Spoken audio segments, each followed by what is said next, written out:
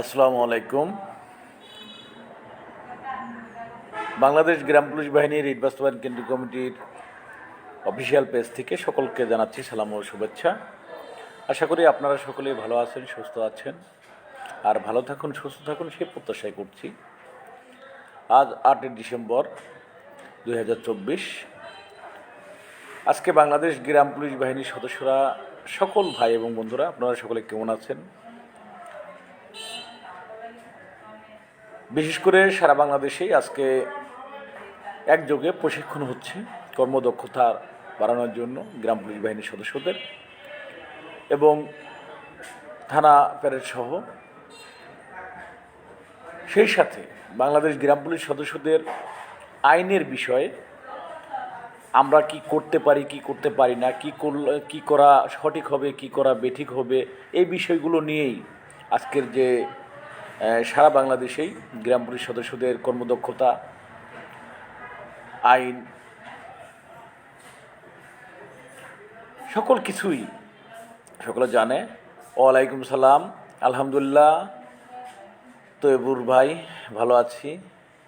আপনি কেমন আছেন? আশা রাখি অবশ্যই ভালো আছেন, সুস্থ আছেন, আর ভালো থাকুন, সুস্থ থাকুন সেই প্রত্যাশাই করছি। বাংলাদেশ গ্রাম পুলিশ বাহিনীর সকল সদস্যদের স্বপ্ন গ্রাম পুলিশের চাকরি জাতীয়করণ, মহামান্য হাইকোর্টের দেয়া ঐতিহাসিক রায়টি বাস্তবায়ন। এ কল্পে বাংলাদেশ গ্রাম পুলিশ বাহিনীর রিট বাস্তবায়ন কেন্দ্র কমিটি তাদের কার্যক্রম চলমান রেখেছে এবং কার্যক্রম করে যাচ্ছে। যতক্ষণ পর্যন্ত গ্রাম পুলিশের স্বপ্ন পূরণ না হবে ততক্ষণ পর্যন্ত আমরা ইনশাল্লাহ অবশ্যই গ্রাম পুলিশ বাহিনীর স্বপ্নটিকে বাস্তবায়ন করার জন্য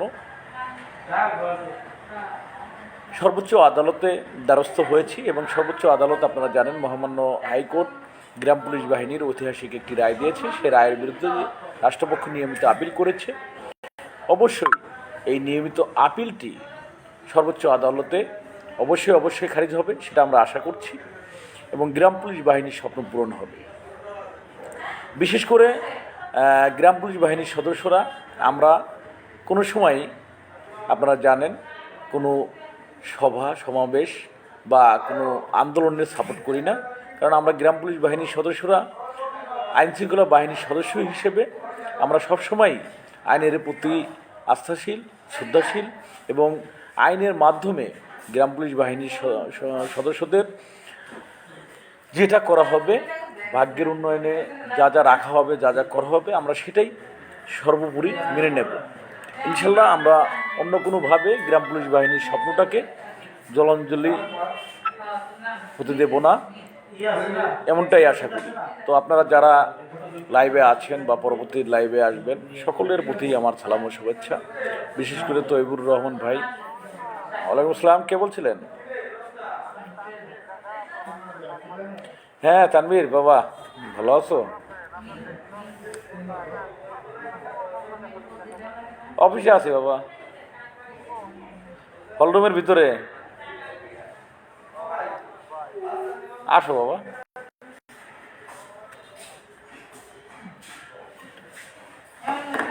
হ্যাঁ, নাম্বার কত নম্বর সিরিয়াল এটা আসবে আগামীকালকে, আজকে না, আগামীকাল সোমবারে আমরা অবশ্যই আশা রাখি যে মামলাটির অফিসে, তাই না? এই তো বাবা, বসো।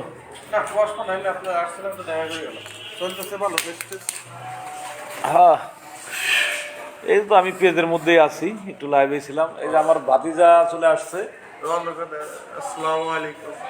হ্যাঁ, আমি তো বাংলা বিষয়ে যোগদান করছি 1 তারিখে, তাই না? আমার 22 ওই বাসতে লাগবে, এই বাসতে ভালো আসবে না, কারণ লোক ক্লিয়ার আসবে না। 22 কিন্তু সাংবাদিক, বাংলা ভিশন, এবং আগে ছিল হলো যমুনা, গাজী টিভিতে ছিলাম, এখনো ছিলাম। মোটামুটি আমার ভাতিজা কিন্তু ফেমাস একটা ছেলে এবং অনেক ভালো। ফার্স্ট নিউজ চলতেছে আমার পেজ। যাক, আলহামদুলিল্লাহ। তাহলে তো তুমি লাইনে পাইছি কাকা, তাই না? কিন্তু অনেকদিন ধরে তো যাই হোক, আমি পরবর্তীতে লাইভে আসতেছি, পরবর্তীতে কথা বলবো না। ভাতিজা আসছে, ওর সাথে একটু কথা বলি। হ্যাঁ, আচ্ছা, আল্লাহ হাফেজ।